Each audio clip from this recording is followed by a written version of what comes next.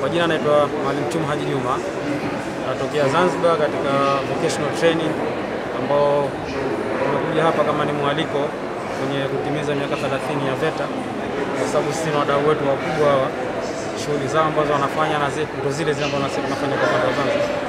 Kwa hiyo tumekuja na baadhi ya vifaa au baadhi ya zana ambazo tunatengeneza.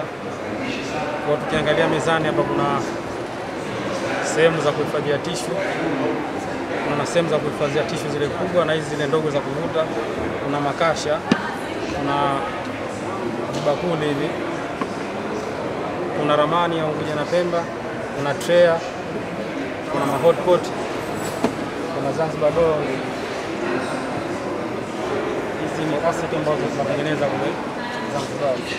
Kuna ashtray kwa wale ambao tunatengeneza asset mbalimbali ambazo zinatumia mbao na shughuli nyingine. Kwa leo, kwa huu mwaliko ambao tumepata, tumekuja na fani mbili. Kuna fani ya carpentry, kuna fani ya plumbing ambazo tumekuja nayo.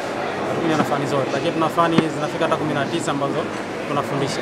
Kwa hiyo kwa mujibu wa sera ya serikali ambayo inaendeleza masuala ya vocational, tunawaasa vijana wasikae mitaani, waje ili wapate hizi taaluma ambazo zitawasaidia kutimiza ile lengo la serikali, kuondosha vijana ambao hawana ajira, kwa sababu hii ni sehemu ambayo vijana wanaweza wakajiajiri wao wenyewe bila kutegemea ajira kutoka serikalini.